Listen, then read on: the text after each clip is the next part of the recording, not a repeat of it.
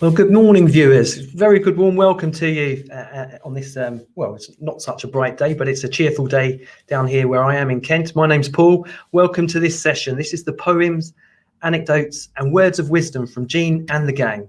I've got the pleasure of introducing our guests this morning, who are also volunteers for the Coroner's Court Support Service, who've taken time out of their very busy days to come and give you some readings and talk to you.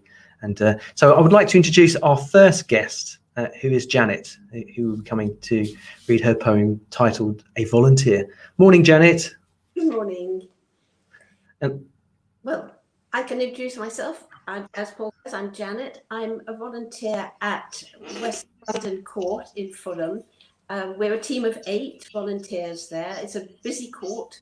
We've got 2 courtrooms. Sadly, of course, we're not physically in court at the moment, but we're hoping to support by telephone until such time as we can get back.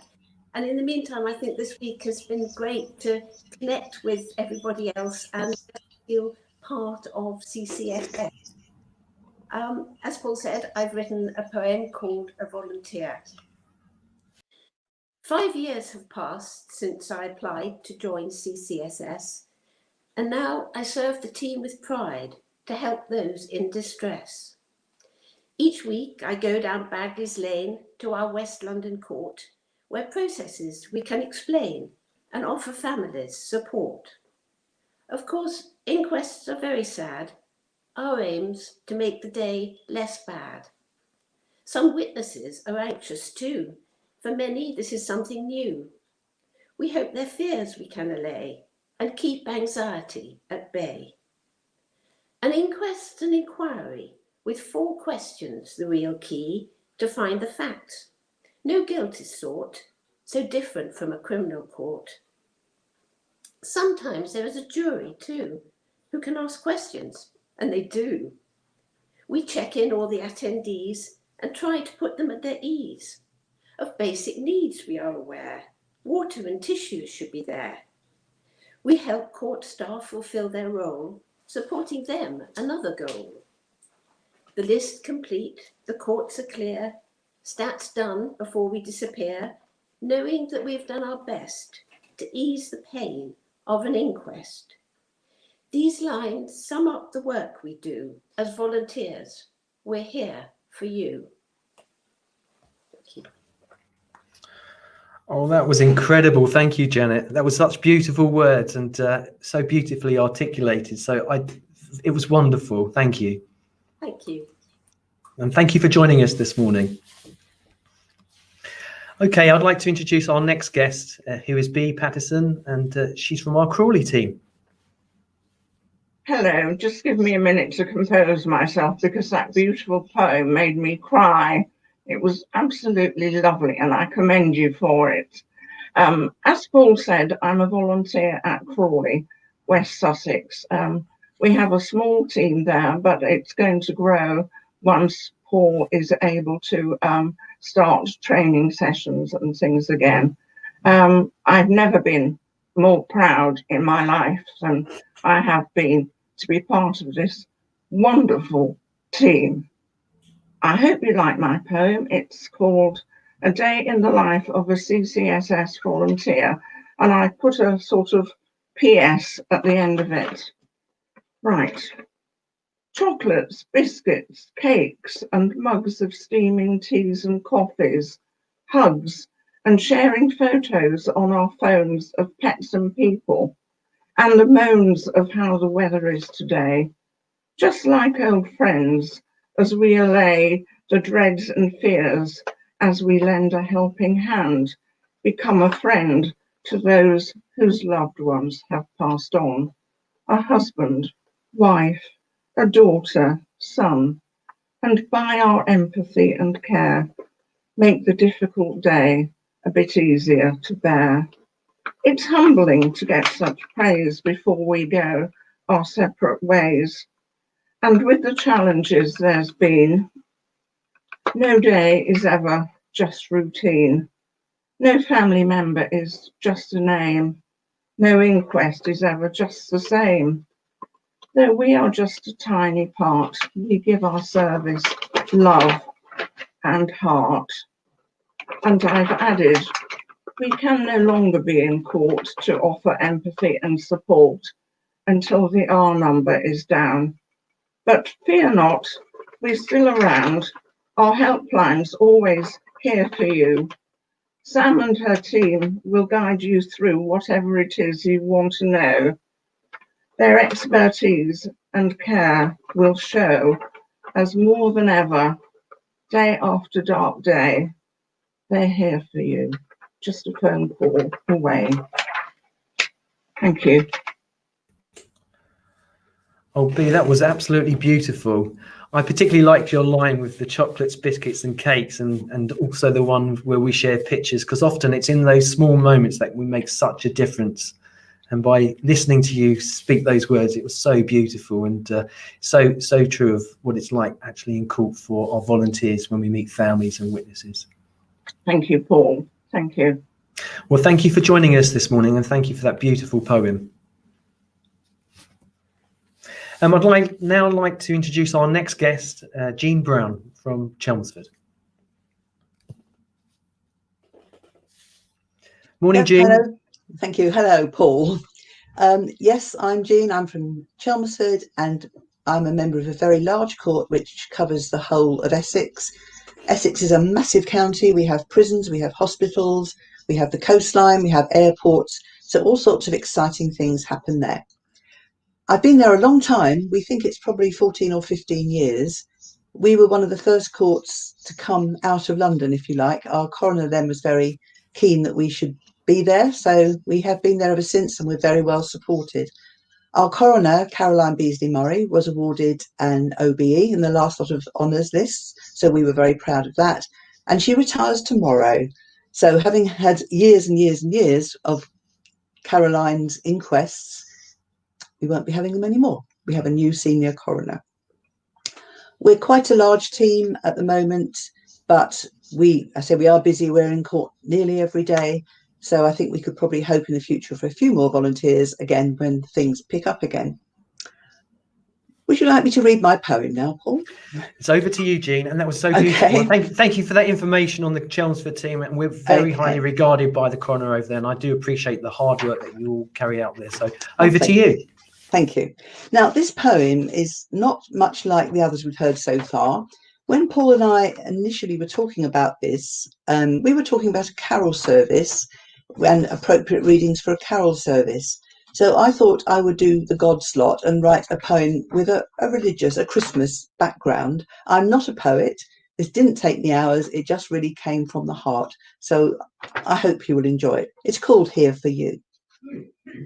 I'm here for you, said Mary, when the angel visited to tell her she was to become the mother of a special child.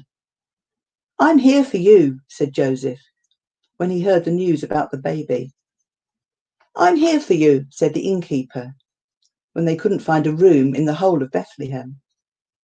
We're here for you, sang the angels, when they learnt about the birth of Jesus and praised him in song. We're here for you, said the shepherds, as they left their sheep and hurried to the manger. We're here for you, said the kings, as they travelled to Bethlehem, bringing gifts to honour the baby. I'm here for you, said Jesus when he grew to be a man. See what I do and what I say, and be there for others in the same way. Thank you, Paul. Oh, that was wonderful. Thank you. And I think that encompasses the heart of Christmas in terms of sharing that message of goodwill, caring and trust and kindness. So thank you very much for that, Jean. My pleasure. Well, we're now going to move on to Jenny, who's from Oxford, and she's going to read her poem out for us. Hello, Paul, and hello, everyone. I've been 7 years, I think, in London courts prior to moving to Oxford here in 2019, September, end of September. So very strange times for me, and as it has been for everybody else, but particularly strange. But I've received an extremely warm welcome from the team in Oxford. Very different type of court from the London courts that I was used to. But in its same way, there's something about CCSS volunteers where we all seem to share the same desire to make a difference, and also sometimes a good sense of humour together when we meet, which I think is really valuable. So thank you to all the Oxford volunteers for welcoming me so warmly. This is a poem that I wrote, which was inspired by a letter received from a family member after attending the inquest of their teenage son. And I think it expresses very well, I hope, I'm like the previous reader was, I have no experience of writing poems particularly, but I hope it expresses the emotions from the point of view of an attendee to the court. The dreaded day dawns. I must face the unknown, facts and emotions in turmoil within. Out of my depth with both fear and with grief, I feel so alone. Legal teams, court professionals, confident and calm. The courtroom, so formal, proceedings austere. For me, tense and anxious as memories flood in, I need a listening ear. But there in the midst, a kind, friendly face, a presence to listen, reassure, and support. Now into the court, inner strength is restored. I'm safe, not alone. It's over. Memory honoured. Relief just floods in. A volunteer's kindness supported me through. Compassion and care made it easier to bear. Love in action. Now life will go on.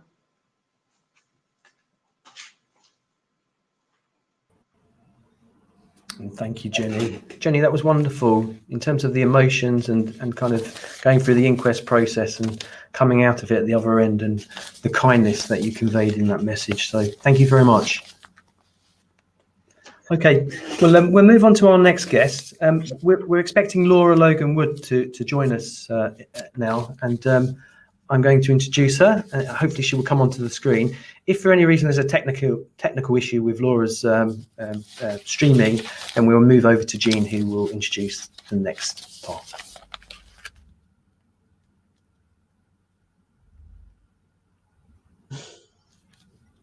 Hello, Jean. Hello, Paul. Okay, well, welcome back. Welcome back. Well, thank you. Well, I first of all wanted to say to Laura, apologies for not being able to come into the studio this morning, but it's very, and I wish her all the best and well. And thank you, Jean, for stepping in for Laura to read this piece that Laura was going to read for us. Well, this goes back to the same conversation I had with Paul about the carol service, when I thought we'd have something Christmassy, but with the message here for you.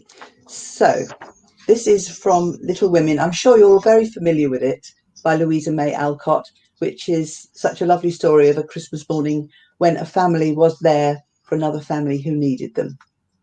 Okay. From Little Women by Louisa May Alcott. Jo was the first to wake in the grey dawn of Christmas morning.